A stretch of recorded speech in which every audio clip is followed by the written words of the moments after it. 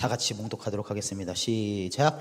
우시야 왕이 죽던 해에 내가 본즉 주께서 높이 들린 보좌에 앉으셨는데 그의 옷자락은 성전에 가득하였고 스랍들이 모시고 섰는데 각기 6날개가 있어 그 둘로는 자기의 얼굴을 가리었고 그 둘로는 자기의 발을 가리었고 그 둘로는 날리며 서로 불러 이르되 거룩하다 거룩하다 거룩하다 만군의 여호와여 그의 영광이 온 땅에 충만하더라 하더라.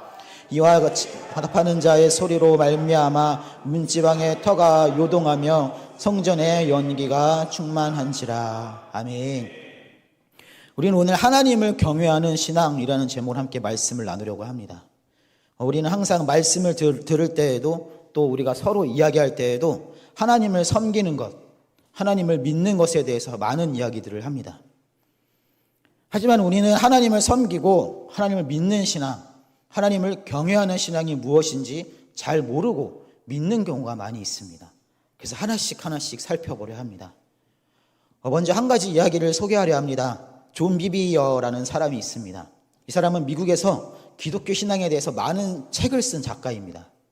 우리나라에도 많은 책들이 출판되고 판매가 되었습니다.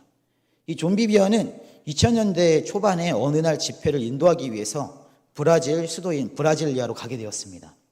이 존 비비어는 집회 장소에 도착해서 그 집회 장소로 들어가던 도중에 익숙한 멜로디에 브라질 사람들이 사용하는 그 포르투갈어로 찬양하는 소리가 들렸습니다. 존 비비어는 하나님의 임재가 넘치는 집회를 기대하면서 그 집회 장소로 들어갑니다. 그는 함께 찬양을 하면서 하나님께 감사의 고백을 올려드리려 했습니다. 음악은 너무 좋았습니다. 많은 사람들이 집회 장소에 모여 있었고 또 연주자들이 연주는 호흡이 아주 잘 맞아서 듣기도 너무 좋았고 노래도 너무 좋았습니다. 그리고 앞에서 찬양을 인도하는 리더도 너무나 찬양을 잘 인도했습니다. 그런데 존 비비어는 찬양을 함께하던 도중에 많은 군중들과 찬양팀을 바라보며 이런 생각이 들었습니다. 하나님은 어디 계실까? 그리고는 하나님께 여쭈어보는 기도를 합니다. 하나님의 임재는 어디에 있습니까? 그리고 하나님의 응답하심을 기다리는 동안 존 비비어는 그 집회 장소, 건물 안의 상황들을 알게 됩니다. 이 강단의 밝은 조명을 통해서 비춰지는 사람들의 여기저기 방황을 하고 있는 모습들, 그리고 따분해 보이는 사람들, 또 주머니에 손을 찔러놓고 있거나 지루해하며 의자 한쪽에 기대어 앉아있는 사람들, 그리고 무표정으로 쇼가 빨리 시작되기를 바라는 듯이 앉아있는 사람들, 서로 자기들끼리 이런저런 이야기를 나누는 사람들도 있었고 또 집회가 있는 강당 밖에 복도에서 이리저리 돌아다니는 사람들도 있었습니다. 이런 분위기 속에서 존 비비어는 마음이 너무나 아팠습니다. 그래도 곧 분위기가 바뀌겠지 생각하고 기다렸습니다. 30분이 지나고 마지막 찬양이 시작되었습니다. 분위기가 어땠을까요? 분위기가 바뀌었을까요? 그렇지 않았습니다. 곧 예배가 시작되는데도 사람들의 그 행동과 태도들은 그대로 이전과 마찬가지의 모습과 태도였습니다. 예배가 시작이 되었습니다. 설교 말씀이 시작되었지만 사람들의 모습은 그대로였습니다. 여기저기 서로 대화를 나누는 사람들이 있었고 또 강당 밖 복도에는 계속해서 사람들이 돌아다니고 있었죠. 결국 설교가 끝나고 예배 인도자는 사람들에게 자리에 앉으라고 타이르는 지경에까지 이르게 됩니다. 존 비비어는 옆에 있던 통역하는 사람들 통해서 집회의 관계자에게 이렇게 묻습니다. 평소에도 예배 분위기가 이렇습니까? 그러자 예배 관계자는 동감한다는 표정으로 속삭입니다. 때로는 사람들에게 제발 집중해달라고 부탁하는 경우도 있습니다. 이제 존 비비어가 올라가야 합니다. 존 비비어는 하나님께 속으로 기도했습니다. 하나님의 임재가 없는 이곳에서 저는 무엇을 해야 합니까? 그때 하나님께서 응답을 주십니다. 내가 네게 주는 마음을 가지고 너는 이야기하라. 갑자기 존 비비어에게 하나님께서 거룩한 분노를 주십니다. 존 비비어는 통역하는 사람과 함께 강단에 올랐지만 거룩한 분노로 인해서 웅성거리고 집중하지 못하는 그 사람들을 집중할 때까지 1분간 아무 말도 하지 않고 가만히 서 있었습니다. 그저 서서히 그들은 조용해지기 시작을 했고 조금씩 집중하기 시작했습니다. 존 비비어는 자신을 소개하거나 인사를 하지 않고 바로 질문합니다. 만약에 여러분이 이야기하는데 사람들이 내내 무시하거나 옆 사람과 계속 대화를 나눈다면 기분이 어떨 것 같습니까? 아니면 무관심하거나 무시하는 태도로 다른 곳을 쳐다보고 있다면요. 좀비비어는 계속해서 이야기합니다. 여러분이 이웃집을 찾아가 초인종을 누를 때마다 그 집주인이 건성으로 맞이해서 또 오셨군요. 들어오세요. 라고 말한다면 어떨까요? 계속해서 이야기합니다. 또 왔냐는 그 말에 다시는 그 이웃에게 찾아가고 싶지 않을 겁니다. 우리의 왕 중에 왕 되시고 우리의 주인 되시는 우리 하나님은 어떠실까요? 영광과 존경을 받으시기 합당하신 하나님께서 영광과 존경을 받지 못하시는 곳에 오고 싶으실까요? 모든 만물의 주인이신 하나님께서 자신의 말을 주의 깊게 듣지 않는 그런 사람들에게 말씀을 하실까요? 말씀하실 거라고 생각한다면 잘못된 생각입니다. 이 이야기는 좀비비어가 직접 경험한 것을 경외라는 책에서 이야기한 것입니다. 레위기 10장 3절에서는 이렇게 말씀합니다. 모세가 아론에게 이르되 이는 여호와의 말씀이라 이르시기를 나는 나를 가까이하는 자 중에서 내 거룩함을 나타내겠고 온 백성 앞에서 내 영광을 나타내리라 하셨느니라. 아멘. 이 레위기 10장의 말씀은 아론의 두 아들 나답과 아비후의 이야기입니다. 출애굽기 29장의 말씀을 통해 알 수 있듯이 이 아론과 그의 아들들은 하나님께서 직접 제사장이라 임명하시는 그 제사장 위임식을 통해 하나님께 제사를 드리는 대제사장과 제사장의 직분을 맡기셨습니다. 하나님께서는 광야에서 이스라엘 민족들이 하나님께 제사를 드릴 때 어떻게 드려야 하는지, 이 제사의 횟수와 그것과 더불어서 제단을 어떻게 관리해야 하는지, 그리고 하나님께 제사를 드릴 때 어떤 향을 사용해야 하는지, 그리고 그 향을 만드는 법, 그 외의 모든 것들을 상세하게 알려주셨습니다. 그리고 레위기 10장에서 이야기하는 것처럼 하나님께서는 하나님께 제사를 드릴 때 어떤 불을 사용해야 하는지도 직접 알려주셨죠. 하나님께서 사용하라 하신 불을 가지고 하나님 앞에 불이 꺼지지 않도록 항상 관리를 하라고 하나님께서는 지시하셨습니다. 이렇게 제사장들은, 이 레위지파의 사람들은 언제나 잊지 않고 하나님과 동행하며 하나님께서 지시하신 것들을 그대로 했어야 했습니다. 그런데 이 나답과 아비후는 이 대제사장이었던 아론의 두 아들, 이 두 아들이었지만 이 두 아들은 하나님과 동행하며 살아가는 하나님의 축복하심을 우습게 여겼습니다. 그래서 하나님께서 말씀하신 불을 사용하는 대신 다른 향로에서 불을 가져다가 불이 꺼지지 않도록 하기 위해서 이 하나님의 제단 위에 불을 옮겨 붙입니다.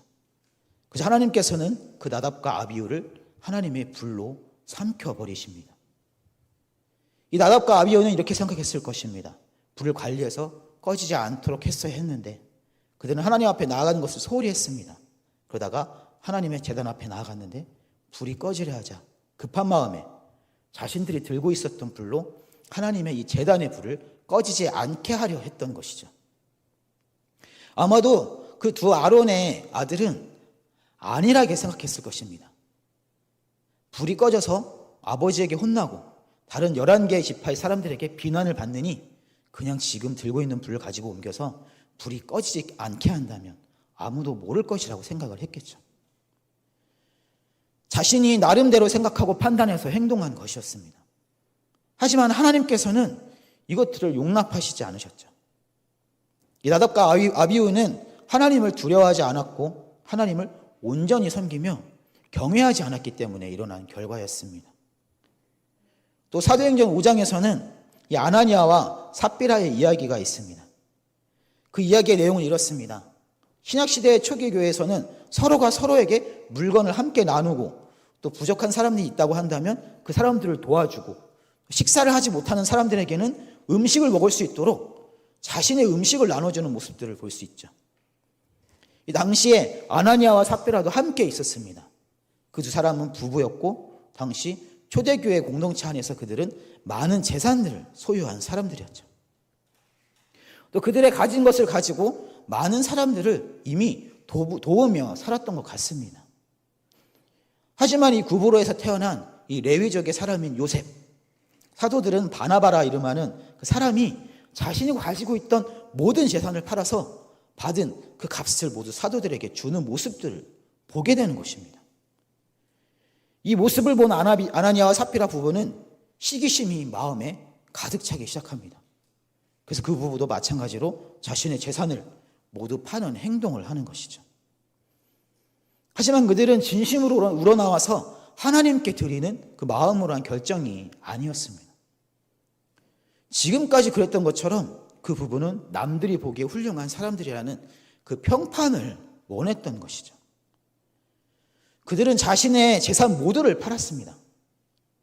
이제 사도들에게 가져가서 내어놓으려 하는데 그들의 마음에 어떤 마음이 들었을까요? 아깝다는 마음이 들어옵니다. 그래서 재산을 이 판값의 일부를 숨겨놓고 나머지만 가져다가 사도들에게 내어주죠. 그들은 진심으로 하나님께서 주신 마음으로 재산 중 일부를 하나님께 내어드린 것이 아니라 그냥 자신의 평판을 좋게 하기 위한 행동이었던 것입니다. 하나님께서는 하나님을 두려워하고 하나님을 경외하는 그 신앙의 모습이 아니라 자신을 드러내고 자신의 행동을 자랑하고자 했던 그들의 모습이 가증스러우셨는지 두 부부의 혼을 떠나서 죽게 하십니다. 앞에서 좀비비어의 이야기와 이 성경에서 나답과 아비후의 이야기, 그리고 신약에 있는 사도행전의 아나니아와 삽비라의 말씀을 통해서 우리는 하나님을 경외하지 않는 모습들은 어떤 모습들인지를 보았습니다. 좀비비어가 말하는 이 집회에서의 하나님을 예배할 때의 그 사람들의 태도와 또 나답과 아비후의 하나님께서 명령하시고 지시하신 하나님의 말씀을 자신의 생각대로 합리화했던 태도들, 그리고 아나니아와 삽비라 부부의 하나님 앞에서의 신앙의 모습들이 아니라 남들이 보기에 어떠한지를 더 중요하게 생각했던 모습들, 이 모습들은 어쩌면 우리의 신앙생활의 모습에서 자유롭지 못한 모습들처럼 보입니다. 끊임없이 신앙생활하면서 하나님을 온전히 경외함으로 하나님 앞에 나아가지 못하는 나 자신의 모습들이 여기에 있습니다. 또 신앙생활 속에서 나의 상황들과 하나님의 말씀하심 속에서 적당히 타협하려는 나 자신과의 싸움들이 여기에 있습니다. 남들과 나의 신앙생활의 모습을 비교하면서 시기하는 마음들, 이런 모습들 속에서 우리는 어떻게 하면 하나님을 온전히 경외하며 하나님 앞에서 신앙생활을 할 수가 있을까요? 우리는 어떻게 하면 하나님을 온전히 따르는 신앙, 하나님을 경외하는 신앙을 가지고 신앙생활을 할 수가 있을까요? 그 첫 번째는 왜곡하지 말아야 합니다. 우리는 하나님의 말씀을 우리 스스로의 생각을 더해서 왜곡하지 말아야 합니다. 하지만 인간은 하나님을 자신 나름대로 해석하고 왜곡하는 것이 너무나 익숙한 존재들입니다. 이스라엘의 역사를 들여다보면 하나님을 자신의 생각과 뜻대로, 자신의 입맛대로 해석을 해서 왜곡하기가 얼마나 쉬운지를 알 수가 있습니다.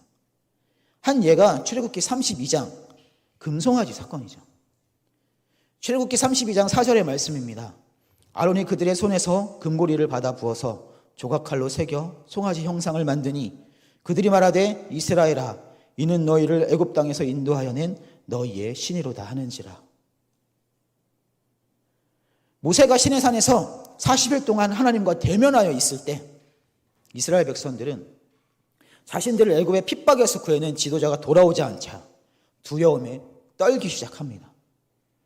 그러자 아론에게 그 두려움을 분노함으로 표현하죠. 이에 아론은 또 얼마나 두려웠겠습니까? 그래서 금을 모아 금송아지를 만든 것입니다. 그리고 그 금송아지는 완전히 새로운 신이었을까요? 그렇지 않습니다. 그들이 만든 신은 자신들을 애굽에서 구해준 그 신이라고 하면서 모두에게 받아서 온 금을 가지고 송아지상을 만든 것이죠. 이것이 의미하는 것이 무엇일까요? 자신이 경험한 하나님을 눈에 보이는 존재로 만들어버린 것입니다. 하나님의 영광을 인간의 생각의 수준으로 떨어뜨린 사건입니다. 하나님이 지난날 인도하셨던 그 모습들은 기억하지 못하고 자신들의 두려움을 없애기 위해 보이는 신으로 하나님을 만들어버립니다. 다시 말해서 이스라엘 백성들은 하나님의 영광을 타락하기 쉬운 인간의 영광으로 격화시켰다는 것이죠. 하나님을 인간의 생각과 종교심을 가지고 하나님의 형상이라고 만드는 왜곡을 저질렀습니다. 이런 왜곡에 대해서 바울 사도는 로마서 1장 말씀을 통해서 이렇게 말씀합니다. 로마서 1장 20절부터 21절까지 말씀입니다. 창세로부터 그의 보이지 아니하는 것들 곧 그의 영원하신 능력과 신성이 그가 만드신 만물에 분명히 보여 알려졌나니 그러므로 그들이 핑계하지 못할지니라.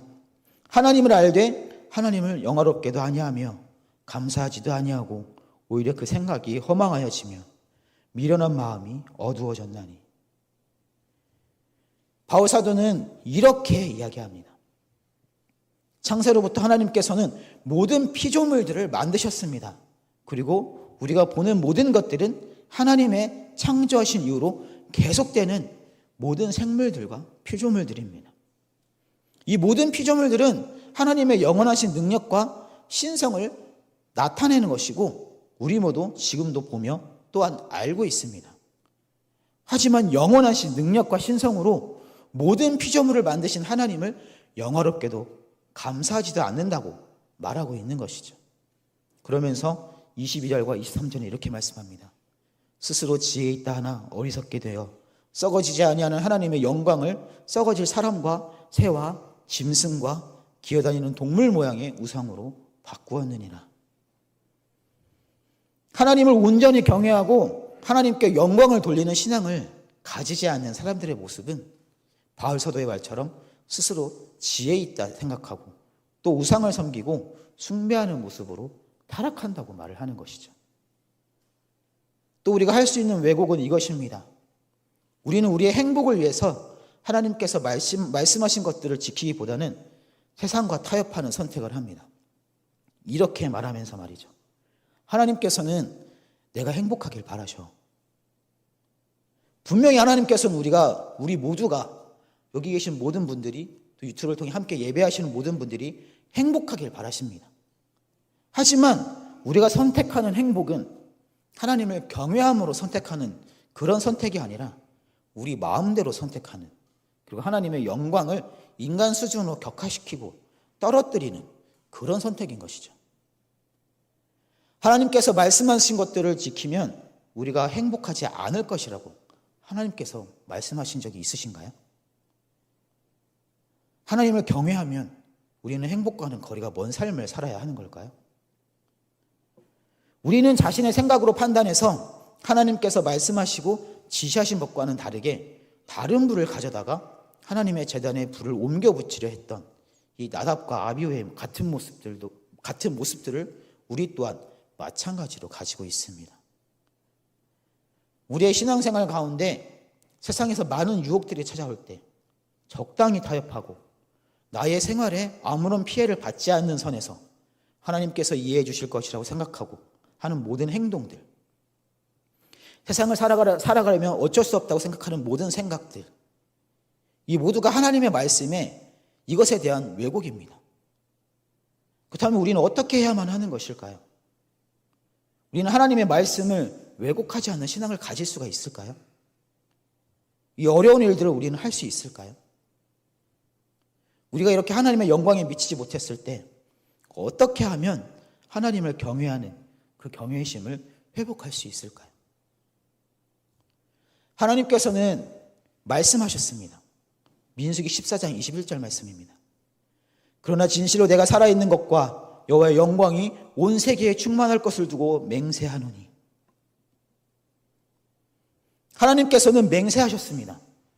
신이 하나님의 백성들이 타락에서 벗어나 거룩함을 회복하고 하나님을 경외하는 마음을 회복하게 해주실 것이라고 말이죠. 또한 하나님의 백성들을 하나님께로 다시 돌이킬 수 있도록 하셔서 하나님께 합당한 영광을 돌릴 수 있도록 하게 해주실 것이라는 것을 말이죠. 그래서 우리가 해야 할 노력은 겸손하게 하나님께 기도하고 하나님의 말씀을 묵상할 때 우리의 생각을 끼워 넣는 왜곡이 아니라 하나님의 말씀하신 그대로를 순종하는 것입니다. 하나님 앞에 겸손함으로 나아갈 때 하나님의 말씀을 우리가 우리의 생각으로 왜곡하고 있는지 아닌지를 분별하도록 하나님께서는 해 주실 것입니다. 둘째는 두려움의 대상이 누구인지 알아야 합니다. 우리는 세상 속을 살아가면서 많은 것들을 바라보며 두려워하는 존재입니다. 교회가 아닌 다른 곳에 속하면서 그 속한 곳에서 소외되지 않을까 하는 마음들, 그리고 나의 생존을 위해서 많은 시간들을 보내고 있는 직장에서 또는 운영하는 사업장이 불이익을 당하지 않기 위한 그 예민한 마음과 두려운 마음이 함께 공존하는 그런 마음들이실 것입니다. 이제 하나님을 떠올려 보겠습니다. 우리는 하나님을 어떻게 생각하고 있을까요? 하나님께서 나를 떠나셔서 나와 함께 하시지 않으시면 어쩌지? 라는 생각을 해보신 분들 계실까요? 이 세상에 가장 좋은 것을 준다고 해도 하나님께서 나를 떠나신다면, 나를 주님 앞에서 쫓아내신다면 정말 두려우실까요? 세상의 모든 것들을 다 버리고서라도 하나님께서 나와 함께 해달라고 매달려라도 보시겠습니까? 다윗은 이 세상의 다른 어떤 것보다 하나님께서 떠나시면 어쩌지? 나를 하나님 앞에서 쫓아내시면 어쩌지? 이것이 더 두려웠던 것 같습니다. 시편 51편 11절의 말씀입니다. 나를 주 앞에서 쫓아내지 마시며 주의 성령을 내게서 거두지 마소서. 시편 51편의 말씀은 다윗이 우리아의 아내 밧세바를 취한 뒤에 하나님을 대신해서 찾아온 이 나단 선지자의 그 책망에 하나님께서 떠나시면 어쩌지? 라는 두려운 마음을 담아서 쓴 시편의 내용입니다. 수도 없이 많은 전쟁을 하고 또 수도 없이 많은 경험을 하면서 다윗 왕은 이스라엘의 왕이 되었습니다. 다윗과 우리의 모습의 차이가 느껴지십니까? 우리는 수도 없이 많은 경험들을 하면 할수록 하나님과 오히려 멀어집니다. 내가 할 수 있을 것 같고 또 많은 경험을 한 사람들은 자신의 경험을 앞세워 세상의 어려운 일을 이겨낼 수 있을 것이라고 자신합니다. 그리고 수없이 많은 그 어려움들을 스스로 이겨내려 하고 해결하려고 했을 것입니다. 하지만 다윗은 하나님께 매달려서 기도합니다. 나를 주님 앞에서 쫓아내지 마시고 주님의 그 성령을 내게서 거두지 마소서. 다윗은 많은 경험들과 많은 경험들을 통해 얻은 노하우들이 넘쳐났던 사람이었습니다.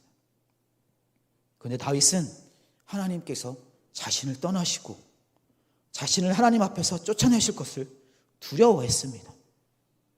바로 하나님을 경외하는 마음, 하나님을 두려워하는 마음을 가지고 있었기 때문입니다. 세상의 그 어떤 것도 하나님보다 우선이 될 수 없음을 다윗은 알았던 것입니다. 다윗은 하나님이 계시지 않는 나의 삶의 자리를 너무나 두려워했습니다.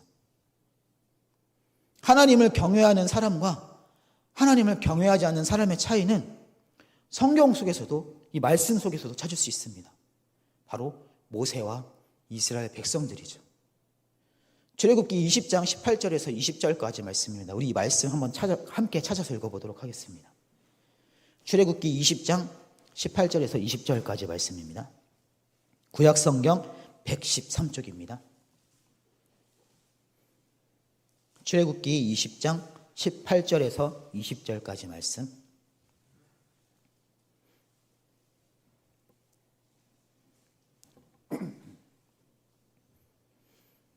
다 찾으신 줄 믿고 함께 한 목소리로 읽도록 하겠습니다. 시작.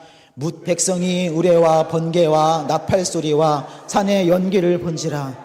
그들이 볼 때에 떨며 멀리 서서 모세에게 이르되 당신이 우리에게 말씀하소서 우리가 들으리이다. 하나님이 우리에게 말씀하시지 말게 하소서 우리가 죽을까 하나이다. 모세가 백성에게 이르되 두려워하지 말라. 하나님이 임하심은 너희를 시험하고 너희로 경외하여 범죄하지 않게 하려 하심이니라. 아멘. 이 모세와 이스라엘 백성들은 함께 하나님의 임재 앞에 있습니다. 하나님의 임재 앞에 서 있는 모세와 이 이스라엘 백성들의 반응은 너무나도 다릅니다. 이 모세와 이스라엘 백성들의 반응이 다름은 어디에 있을까요? 하나님께서 모세를 특별하게 부르셔서 모세는 두려워하지 않고 이스라엘 백성들은 두려워했을까요? 여기서의 그 두 두려움은 이 두려움의 속성이 다릅니다.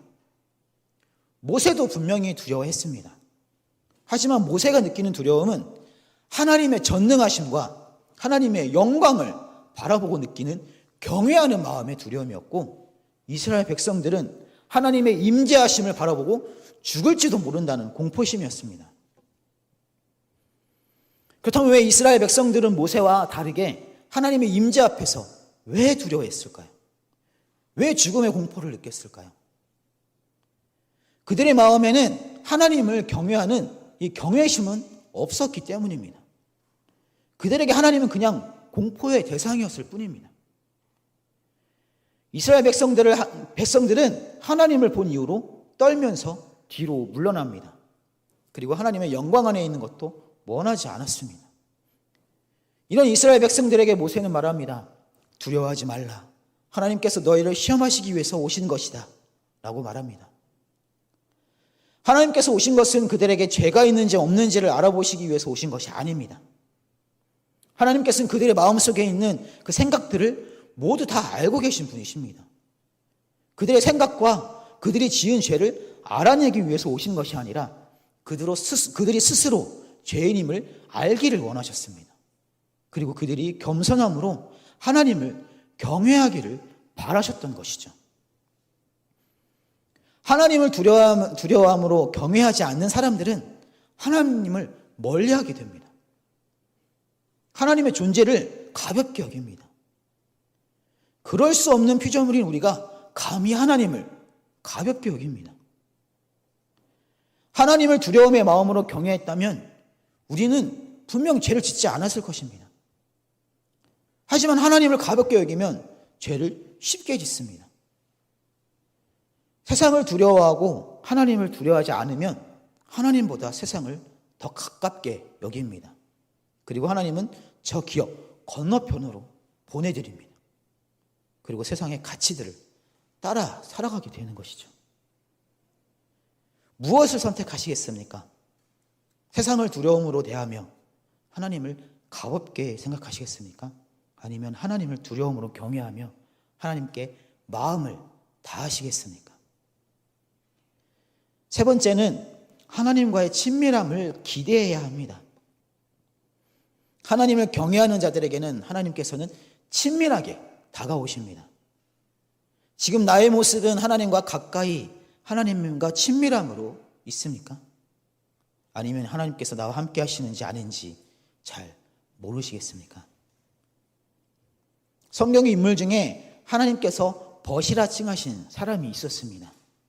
바로 아브라함과 모세입니다. 그 중에 모세는 하나님과 직접 대면하여 대화했던 그런 사람입니다. 또한 하나님께서 일하실 때에는 모두 말씀하시고 말씀하신 그대로 행하셨습니다. 하나님께서 모세와 함께 하시고 함께 보시고 말씀하시고 일하셨습니다. 시편 103편 7절의 말씀입니다.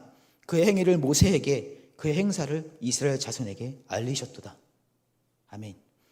하나님을 경외하는 사람은 하나님께서 친밀함으로 찾아와 주십니다. 그리고 하나님께서 함께 하시는 모든 일들을 우리에게 알게 하십니다. 앞서 이야기했던 것처럼 하나님께서는 이스라엘 백성들에게는 말씀하시지 않으셨지만 모세에게는 말씀하셨습니다. 이스라엘 백성들에게는 하나님께서 일하심을 보게는 하셨지만 친밀함으로 찾아와 주시지는 않으셨습니다. 그러나 모세에게는 친밀함으로 함께 하셨습니다. 모세와 이스라엘 백성들의 차이는 무엇일까요? 단 하나입니다. 하나님을 경외하는 것과 경외하지 않는 것.